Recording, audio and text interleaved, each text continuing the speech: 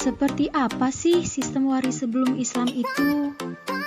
Nah, kali ini saya akan menjelaskan tentang sistem kewarisan pada masa sebelum Islam.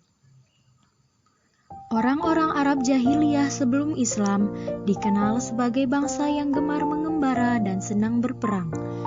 Kehidupan mereka sedikit banyak tergantung pada hasil rampasan perang dari bangsa-bangsa atau suku-suku yang telah mereka taklukkan.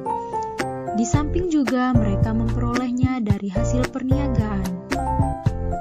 Sebelum Nabi Muhammad diutus menjadi nabi, masyarakat Arab jahiliyah telah mengenal sistem kewarisan. Dalam hal pembagian harta warisan, mereka berpegang teguh kepada adat istiadat yang telah diwariskan oleh nenek moyang mereka. Pada masa ini, waris-mewarisi terjadi karena 3 sebab, yaitu karena adanya pertalian kerabat atau hubungan darah, pengakuan atau sumpah setia, dan pengangkatan anak.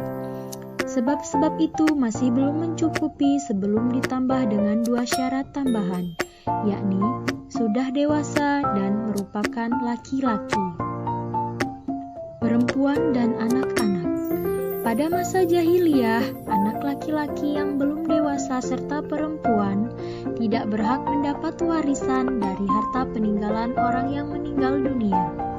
Bahkan mereka beranggapan bahwa janda dari orang yang meninggal itu dianggap sebagai warisan dan boleh berpindah tangan dari si ayah kepada anaknya.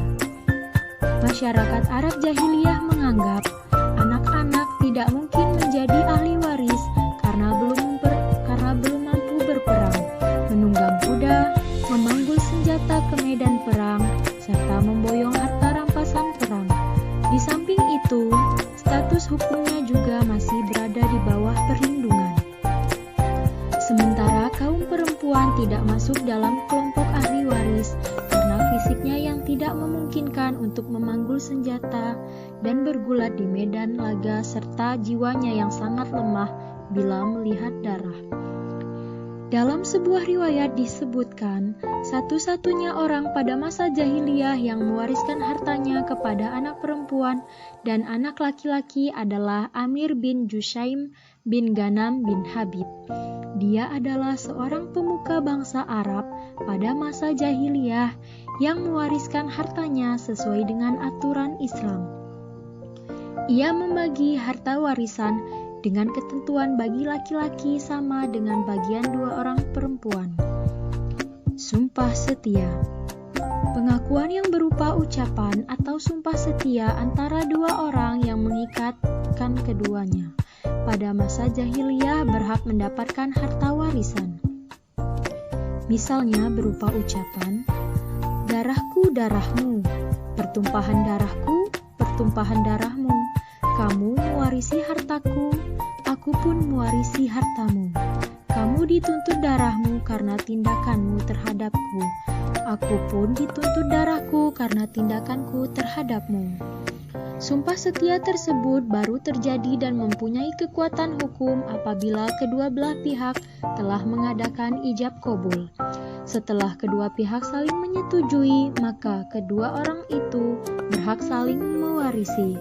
Ketentuan seperti ini sampai pada masa awal-awal Islam masih berlaku dan masih dibenarkan menurut Al-Quran Surat An-Nisa ayat 33. Anak angkat. Pengangkatan anak merupakan adat kebiasaan yang berlaku dalam masyarakat Arab jahiliyah, walaupun anak tersebut mempunyai orang tua yang masih hidup. Pada masa jahiliyah, dengan mengangkat anak, maka anak tersebut akan berstatus sebagai anak kandung bagi orang yang mengangkatnya dan dinasabkan kepada bapak angkatnya, bukan kepada bapak kandungnya. Ini berarti seorang anak laki-laki yang menjadi anak angkat, jika telah dewasa dapat menjadi ahli waris dari bapak angkatnya. Karenanya, dalam segala hal anak yang diangkat ini mempunyai hak-hak yang sama dengan hak-hak anak kandung, misalnya nasab dan warisan. Sebagaimana halnya pewarisan atas dasar pertalian kerabat, Pewarisan atas dasar ikatan sumpah setia dan pengangkatan anak pun diisyaratkan harus orang laki-laki yang sudah dewasa. Sebab alasan yang melatar belakangi mereka untuk mengadakan sumpah setia adalah adanya dorongan kemauan bersama untuk saling membela jiwa raga dan kehormatan mereka. Tujuan tersebut niscaya tidak mungkin dapat direalisasikan sekiranya pihak-pihak yang mengadakan janji prasetia itu masih anak-anak ataupun perempuan, dan keinginan mereka melakukan pengangkatan anak pun bertujuan melangsungkan silsilah keturunan serta memelihara dan mengembangkan harta kekayaan yang mereka miliki.